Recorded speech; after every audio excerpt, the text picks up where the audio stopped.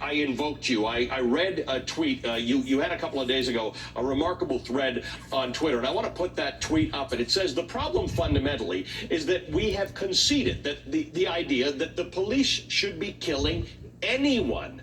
They shouldn't, guilty or not. In a system in which due process is supposed to be the foundation, the police are not judge, jury, or executioner. So this idea that whenever we talk about a victim of police violence, we talk about whether or not they had a felony charge, or whether they were in the commission of a crime, or whether they were intoxicated, or in Breonna Taylor's case, whether or not she was part of a gang or something like that, which is not true. But the point is justification for police violence. That's absolutely the point. We see a retroactive justification for behaviors that the police are involved in. And often Americans will simply say, when the police have shot someone, well, there must have been a reason. The problem at its root is that we have conceded that level of power over to the police. There are multiple developed nations all across the world who kill fewer than a dozen people by police hands every single year, some as few as 0. It is completely possible to live in a world and in a country where the police don't kill people. Reimagining public safety, divesting from institutions that continue to have a habit of killing in America over 1,000 people a year, and putting that money in communities so that we are all experiencing communities where none of us are fearful for our lives and we can be healthy from the ground up instead of over-policed from the top down. That should be the American way. That's what matches our ideals. That's what democracy is supposed to be all about. And the people who derive their power from us as constituents should be beholden to keeping us safe and alive at the very basic level. Roland Martin, with less than 2 months to go before the election, I am reminded of conversations you and I had on a regular basis 6 years ago after the killing of Michael Brown in Ferguson, Missouri. And one of the points you made is that while the fight for justice moves on and must continue, the Democratic fight is what is in front of us right now. The idea that people have got to vote and speak with their ballot, the one thing that people have across this country and African Americans do have, despite efforts to suppress their vote. I assume you have the same view of this right now, that if you believe what Britney just said, then you have to make sure you're registered and you figure out how you're voting in this election. Sure, it doesn't change. And the reality is, if you study how do you affect change in the system, here's the issue here. First of all, if you're on a local level, do you have a city manager form of government, or do you have a strong mayor form of government? Who hires the police chief? Who puts these policies in? Who negotiates the contracts with these various police unions? Also, all the immunity laws on the state level, state policymakers. And so the same thing happening on the federal level. You did it. The George Floyd Act wasn't actually passed by Congress, passed in the House, held up, not voted upon in the Senate. The issue that you have is that politics plays a central role in this. But also, when you talk about consent decrees, keep in mind, politics plays a role in that. Who wins? Trump over Hillary Clinton. What's the first thing that Attorney General Jeff Sessions does? He says, we want to get rid of the police consent decree in Baltimore. A federal judge and the then mayor then says, no, we want to keep it in, it stays. They then try to pull out of the consent decree in Chicago. Same thing. The Attorney General fought it, it stayed. And so you had Donald Trump, Jeff Sessions, Bill Barr, who all said, oh, this is going to hurt the morale of police with these police consent decrees. Politics plays a role in the people who are put in charge of that. And so when people say, I want justice, they got to see it. But here's the flip side. You have to then deliver.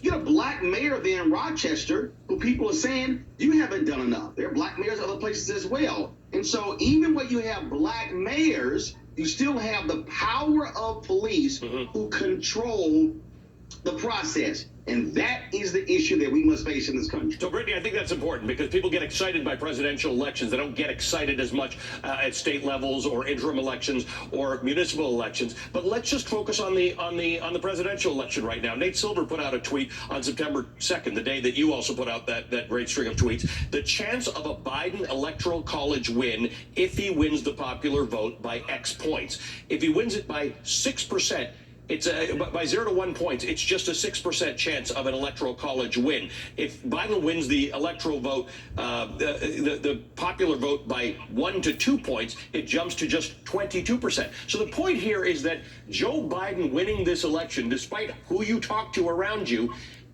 is still in doubt. It absolutely is, unfortunately. And I think Roland makes such a critical point. There are nearly 18,000 police departments in this entire country. It will take action at the local, state, and federal level to move this. But on the issue of the federal level, when we're talking about abolishing things, at the top of the list should be the Electoral College. We have continued to watch this administration and this campaign use these structures and systems, which, let's be clear, were built on foundations of racism. When you look at the Electoral College, they've been using those systems to their advantage and exploiting them to either win in 2016 or right now in 2020 to maintain their power. That's why we're seeing this law and order framing, which we should be rejecting out of hand. Why? Because the evidence doesn't bear it out.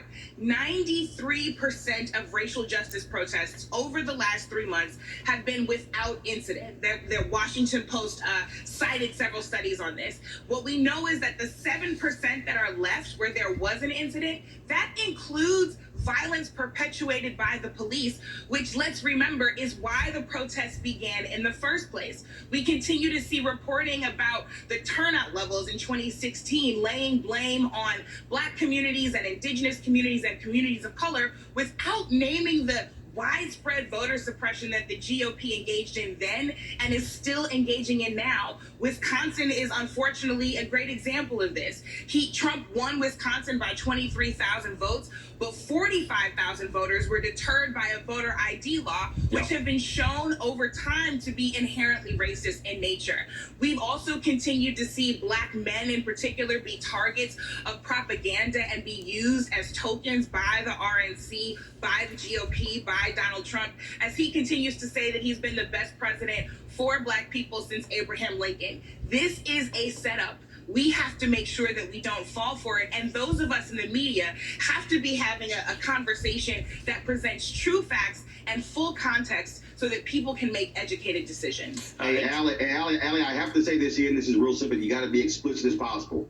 White America has to own this. 68 to 69% of all the votes that are going to be cast in this election will be by white voters. Donald Trump is specifically trying to appeal to white voters, especially targeting white suburban women and white men. We can talk about Black turnout, Latino turnout, Asian turnout, but the reality is white voters have to confront the issue of race. They have to reject the racist appeals of Donald Trump, and they must be willing to acknowledge what we're seeing, the level of racism in police departments. When you had a FBI report in 2015 saying they were infiltrated by white supremacists and militia groups, and we have the Arkansas sheriff just resigned the other day, a South Carolina cop. In Louisiana, we have seen racist memes from police departments and led to 50 investigations when it was revealed by the group Reveal. The point is this here. White America, and we have to be explicit in saying it, Allie, white America must say enough is enough. We are going to reject the racist appeals, and we're not going to vote along the lines of race. That's also identity politics that we never would like to discuss. No, you're right, and I love the fact that the two of you always come armed with lots and lots of facts and details. I do want to remind people, you can vote. There are lots of opportunities to figure out how to do it, but NBC has a version of it called Plan Your Vote. You can go there, you put in your state, it'll tell you how you get a ballot, where you cast that ballot. Do not let disinformation and nonsense stop you from voting. Thanks to both of you. Britney Packnett Cunningham is an MSNBC contributor and the founder of Love and Power Works, and Roland Martin is the host of the Roland Martin Unfiltered Digital Show, if you didn't see that in the shot that he's sitting in front of. Still ahead. How do we mend these divided states of America? NBC's Cal Perry, my friend.